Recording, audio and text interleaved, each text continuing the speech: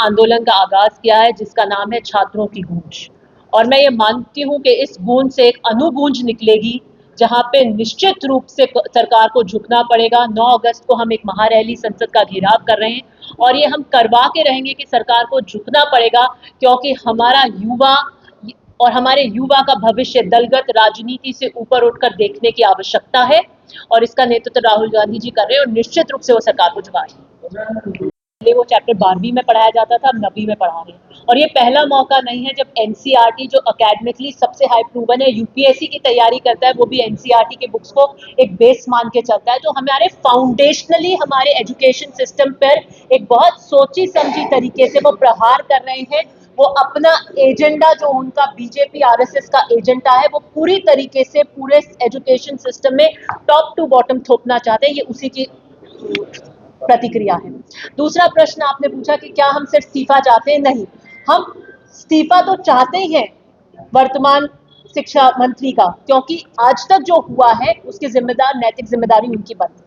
लेकिन उसके साथ साथ हमने स्पष्ट रूप में ये मांग करी है कि हमें पूरे एजुकेशनल इंस्टीट्यूशन, पेपर सेट कौन करता है, रखा कहाँ जाता है, किस तरीके से सुरक्षित होगा, आगे ऐसा खिलवाड़ होगा, पूरी एजुकेशन प्रणाली का रीवैम्प ओवरऑल होना चाहिए। इस बात की भी हम स्पष्ट मांग करेंगे। ये तो बीजेपी कह रही अमृतकाल है, वो अपने अपने अपने अपने सूप के लेकर आती है। मुझे लगता है कि बहुत कठिन हालात से देश गुजर रहा है। राहुल गांधी जी ने जिन जिन मुद्दों पर चेताया वो सत्य हुआ। उन्होंने ये कहा कि हम आर्थिक संकट की तरफ जाने वाले हैं और हमारी इकोनॉमी की भी जो बहुत ही बातें करते हैं कि हम 5 ट्रिलियन इकोनॉमी बन जाएं, पर आज आप देखिए हालत क्या है। बेरोजगारी 45 सालों में सबसे ज़्यादा चरम पर हुई है। तो मुझे लगता है कि 65% जो युवा है, हम एक युवा देश हैं, युवा हमारे आने वाले भविष्य की नींव का निर्माण करते हैं और जब हम उसको चिंताएं, हताशा, अवसाद दे रहे हैं, एक भविष्य नहीं दे पा रहे हैं, बेरोजगार बैठा है हमारा शिक्षित युवा, डिग्रियां आजकल सिर्फ कागज का पन्ना हो चुकी है, इस तरीके से देश विकट स्थिति में है और इसी कारण कांग्रेस ने इस मुहिम को उठाया है राहुल गांधी जी के नेतृत्व में। इनका एक ही एजेंडा है पूरी व्यवस्था का संघीकरण करना। वाइस चांसलर्स के अपॉइंटमेंट हम देखते हैं कैसे होते हैं, यूजीसी के सदस्य कैसे चुने जाते हैं, आईसीएचआर के प्रमुख नियुक्तियां कैसे होती हैं। एक ही योग्यता का पैमाना है कि विचारधारा आरएसएस की है, नागपुर के प्रति उन कितने समर्पित हैं, यही उनकी विचारधारा है। विश्वविद्यालयों को आप खोखला कर रहे हैं, आए दिन आप देखिए जेएनयू, दिल्ली, क्या किस तरीके से हर एजुकेशन सिस्टम को खोखला करने के लिए। हमने प्रेस कॉन्फ्रेंस भी करी थी दिल्ली में, माता वैष्णो देवी मेडिकल कॉलेज के अंदर किस तरीके से वो बंद कर दिया, किस तरीके से वहां लोग चयनित हुए, उसके बाद उन बच्चों को किस तरीके का दुविधा हुई, क्योंकि वो उनके धार्मिक एजेंडे के सामने नहीं मिल रहा था। इसलिए ये धार्मिक ध्रुवीकरण करना चाहते हैं। एक बहुत भयंकर माफिया है जो काम करता है। आपको पता है कि अगर एक बच्चा कोचिंग करने जाता है तो एक बच्चा कोचिंग करने नहीं जाता है, पिता की उम्मीद होती है, माँ के सपने होते हैं, पूरी परिवार की गाढ़ी कमाई उस पर लगती है, किसान अपनी जमीन का हिस्सा बेचता है, मजदूर अपनी कमाई, गाढ़ी कमाई की पूंजी को लगाता है। नीट 22 लाख छात्रों ने जो नीट दिया है, एक बच्चे की औसतन खर्च 6 लाख रुपए आता है। गरीब परिवार का वह 6 लाख का भुगतान नहीं कर सकता, फिर भी पेट काट के पढ़ाते हैं और होता क्या है कि एग्जाम रद्द हो जाते हैं। शिक्षा अब अधिकार नहीं व्यापार बन चुका है। आज देश का जो बजट है, मुझे बहुत दुख होता है कि हम एक कहां हमें सेंटर स्टेज पे, वर्ल्ड स्टेज पे कंपटीशन करने की जरूरत है और मात्र हमारा 2.4 का बजट है, और जबकि यूपीए में हमारा शिक्षा का बजट ज्यादा हुआ करता था। एनटीए की एजेंसी है, नेशनल टेस्टिंग एजेंसी, मुझे लगता है उसे कह देना चाहिए it is a national tension agency. वो सिर्फ बच्चों को टेंशन ही देती रहती है और कुछ नहीं करती है। आखिर में मैं मेरे सहयोगी कहेंगे, उनसे पहले इतना ही कहना चाहती हूँ, स्कैम, स्ट्रेस, बेरोजगारी, शिक्षा लोन रिजेक्शन, पेपर लीक, कर्ज, सुसाइड, अनफेयर सिस्टम, ये सब मुद्दे जिनसे आज का युवा जूझ रहा है, कांग्रेस पार्टी, आदरणीय राहुल गांधी जी उनके साथ कंधे से कंधे मिलाकर खड़े हैं। पूरी कांग्रेस पार्टी खड़ी है, ये सोच कर के दरख्तों की छांव में होते हम, ये सोच कर के दरख्तों की छांव में होते यहाँ बबूल के साए में आकर बैठ गए। आज की शिक्षा प्रणाली इन छात्रों के लिए बबूल का पेड़ और कांटा है। बहुत बहुत धन्यवाद। आपके दिन ना पास आते जा रहे हैं, बहुत दूर नहीं है, क्योंकि आपने जितनी बेरोजगारी, दो करोड़ नौकरियों का वादा करके आज से 13 साल पहले आप कहते थे ना कि हाँ भी डॉलर जो है वो कैसे बढ़ता जा रहा है और रुपया कैसे कमजोर होता जा रहा है। आपके, मेरा ख्याल है कि जितना रुपया इस बीजेपी की सरकार में कमजोर हुआ है, मेरा ख्याल है कि किसी सरकार में नहीं कमजोर नहीं हुआ। मनमोहन सिंह जी बोलते कम थे लेकिन काम बहुत किए उन्होंने। अगर इस देश आज तक इंस्टीट्यूशंस के ऊपर खड़ा है तो वो कांग्रेस सरकार की देन है। लेकिन इन्होंने सारी institution, election commission of India, even मैं कहने से झिझकता नहीं हूं, सुप्रीम कोर्ट तक भी इन्होंने उनको डिबॉलिश किया, उनको एक ऐसा रास्ता दिखा दिया वो हमारे देश की तरक्की के लिए नहीं है, हमारे देश के भविष्य के लिए नहीं है। 140 करोड़ का देश, हम बहुत डींगे मारते हैं बाहर जाके कि हम विश्व गुरु बनने जा रहे हैं, हम विश्व गुरु बन गए, लेकिन हम तो विश्व चेला भी नहीं रहे। असलियत यहां आके खड़ी है। 81 करोड़ लोग 5 किलो राशन के लिए लाइन में लगते हैं। ये हमारे देश की तरक्की है। जिस देश में मेरा ख्याल है कि 140-45 करोड़ में से 81 करोड़ लोग जो है वो राशन, क्योंकि मेरा ख्याल है कि हर इंसान एक रिस्पेक्टेबल रोटी चाहता है, कभी नहीं चाहता, वो कहीं नहीं चाहता।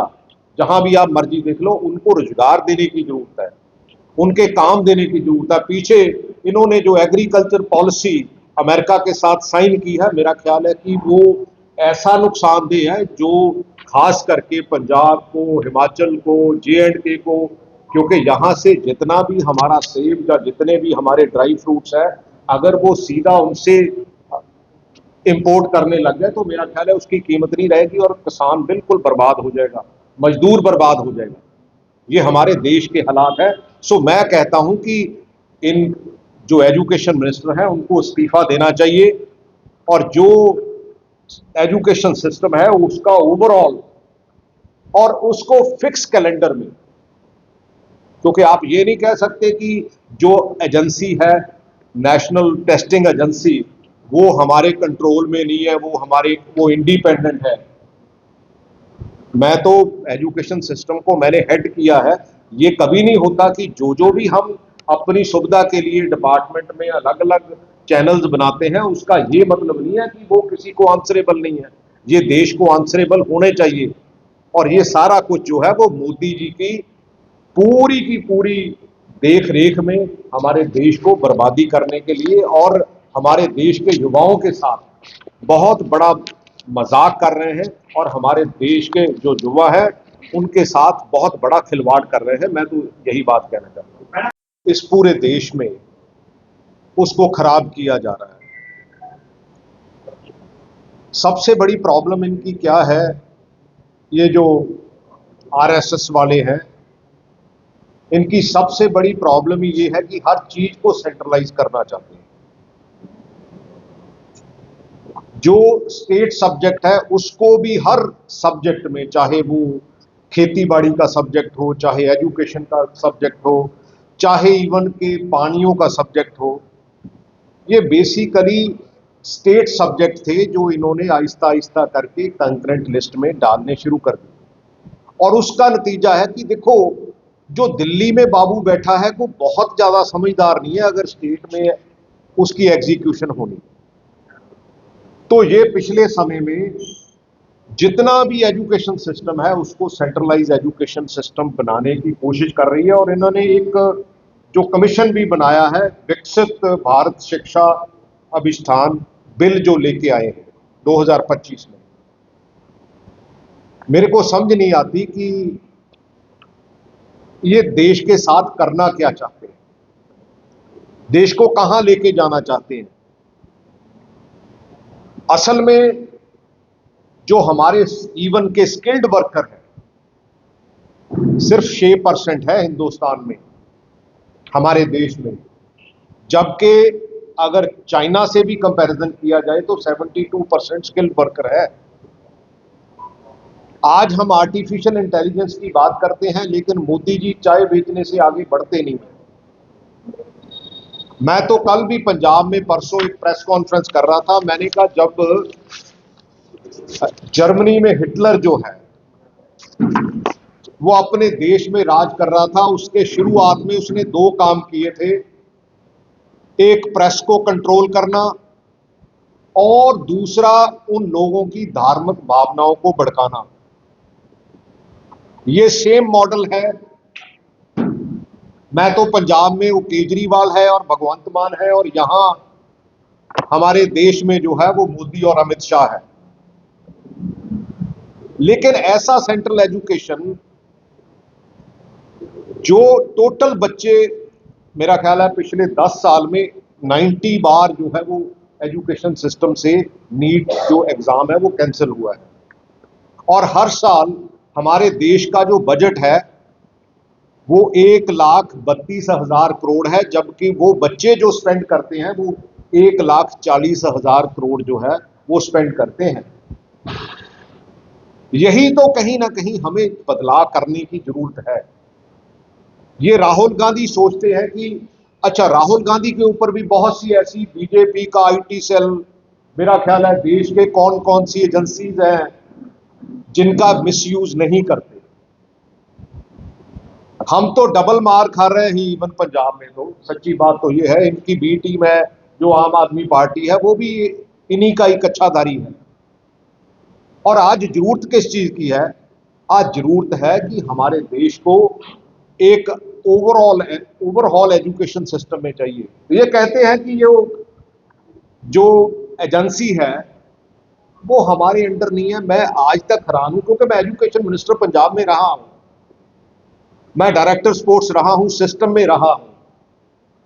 आप किसी की भी कोई एजेंसी बना लो, लेकिन अल्टीमेटली उसकी जवाबदेही तो उस जो डिपार्टमेंट होगा उसकी जवाबदेही होगी। और जवाबदेही तो दूर की बात है, ये तो मेरा ख्याल है कि जो हमारे एजुकेशन मिनिस्टर हैं उनका इस्तीफा लेने की बजाय उनको थपथपा रहे हैं कि हाँ भी ये बहुत बढ़िया काम कर रहे हैं। इतनी छात्राएं जो है वो अनएम्प्लॉयड हैं, वो ऐसे अपॉर्चुनिटीज की आस में रहते हैं, तो उनको जहां भी चांस मिलता है वो वहीं से पेनिट्रेट करना चाहते हैं, उनकी मजबूरी है।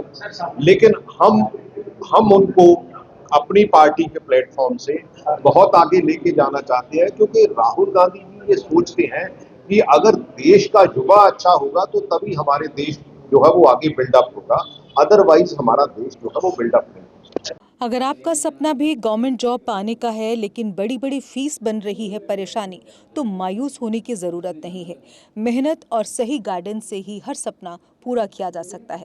जम्मू कश्मीर और लद्दाख का भरोसेमंद और जाना माना कोचिंग इंस्टीट्यूट कैरियर अड्डा पिछले 10 सालों से हजारों बच्चों को एसएससी, जेकेएसएसबी, बैंकिंग, डिफेंस और दूसरी गवर्नमेंट जॉब्स की शानदार तैयारी करवा रहा है।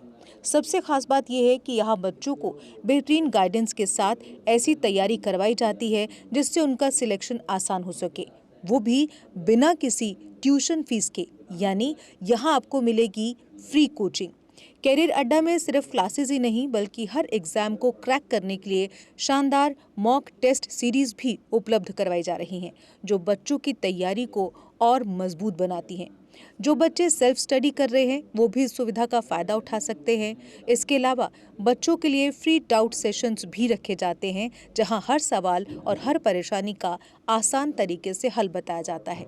कैरियर अड्डा की मेहनत और बेहतरीन टीचिंग का नतीजा है कि आज 3500 से ज़्यादा बच्चे किसी न किसी सरकारी नौकरी में अपनी खिदमत अंजाम दे रहे हैं। अगर आपका भी सपना 2026-27 में गवर्नमेंट जॉब हासिल करने का है तो देर किस बात की। आज ही जुड़िए कैरियर अड्डा इंस्टीट्यूट के साथ और अपने सुनहरे मुस्तकबिल की शुरुआत कीजिए। हमारा पता है कैरियर अड्डा इंस्टीट्यूट, नियर गुरुद्वारा, रिहाड़ी चुंगी, जम्मू। जम्मू कश्मीर की खबरों के लिए जुड़े रहिए जेके अपडेट के साथ।